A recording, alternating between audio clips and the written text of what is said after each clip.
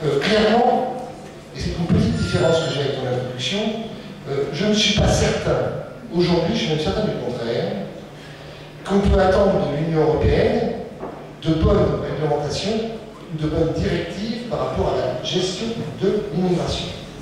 Si on fait ça avec un compromis par le bas, globalement, on arrivera sur des choses que nous en avons eu à vivre au Parlement européen, c'est ce qu'on appelle la directive retour, où le Parlement européen, contre l'avis des députés et des mouvements démocrates, et d'autres, bien évidemment, mais la minoritaire, a voté que des immigrés en situation irrégulière, quels qu'ils soient, enfants, familles, femmes, hommes, peuvent rester 18 mois dans un centre de rétention.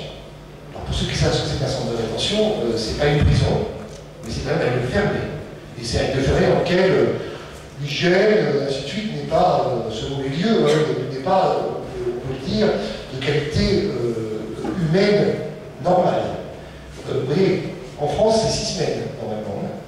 Donc, pour l'instant, ce qu'on a voté au Parlement européen ne demande pas à la France de passer à 18 mois. Parce qu'il y a subsidiarité. Ça veut dire que les lois françaises sont supérieures sur le... Enfin, pas supérieures. Peuvent rester en état, et tout dépend après du gouvernement que nous avons et du gouvernement que nous aurions. Donc, clairement, la solution, il n'y a pas de solution miracle. Tu l'as dit tout à l'heure, quand des immigrés, des Africains, voire d'autres, sont prêts, au péril de leur vie, femmes, enfants et hommes, à traverser la Méditerranée et l'Atlantique, au risque de mourir, on est dans un état où c'est pas parce qu'on aura fermé les frontières que les gens ne viendront pas. Et je rajoute à ça, dans une période où là, on est dans une immigration économique et financière. Pensez un peu au cadre dans, allez, 20, 25, 30 ans d'immigration climatique. Quand, après le réchauffement climatique, la montée des eaux et ainsi de suite, fera qu'un certain nombre de pays dans le monde verront leur territoire se réduire. Alors, là aussi, de toute façon, gardez la raison. Il n'y a aucun pays africain dans le monde qui pense que le seul pays où on doit aller, c'est la France. Vous vous rappelez la phrase de Michel Rocard, à l'époque, qui disait nous ne pouvons pas dire toute la misère du monde. Bien sûr, aucun pays ne peut dire toute la misère du monde. Et toute la misère du monde, t'as pas qu'une envie en tête, c'est de venir en France, ni en Europe. Par contre, survivre, faire survivre sa famille, permettre à différents villages, parce que c'est comme ça que ça se passe, notamment en Afrique, de subvenir à leurs besoins, c'est ça l'essentiel.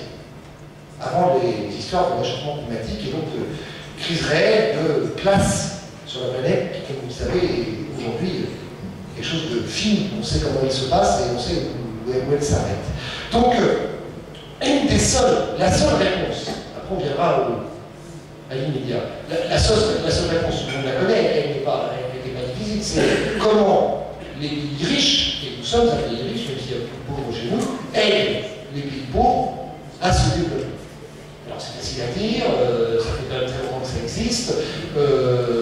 Clairement, il faut qu'on remette à plat, j'espère en tous les cas, que la crise financière, le G20 qui se réunit comme vous savez ces jours-ci, prendront quelques mesures nécessaires pour ne pas faire comme avant.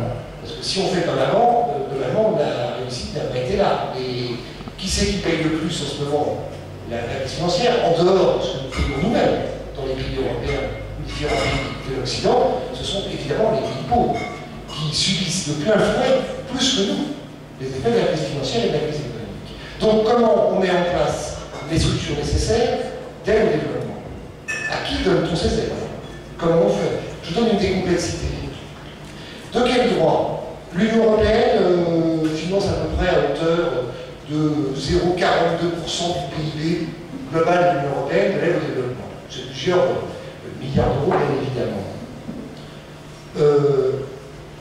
Comment faire quand on est un pays, quand on est l'Union européenne, pour définir qu'on ne donne pas les aides aux différents gouvernements en place, en Afrique, en Asie, même s'ils ne sont pas démocratiques? Est-ce que c'est à nous, l'Union européenne, de décider, à la place de ces gouvernements, des populations, qui est démocrate ou qui ne l'est pas?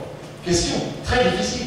Si vous pensez au cadre diplomatique dans lequel nous vivons, c'est très compliqué.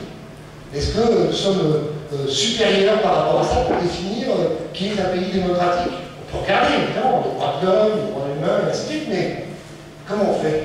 C'est compliqué. Il faut passer à côté. Alors on peut passer, ce que nous faisons régulièrement, heureusement, par différentes organisations non gouvernementales. Très bien. On sait aussi que dans les organisations gouvernementales, il y a du bon et du moins bon. Tout ça est compliqué, d'une complexité extrêmement importante.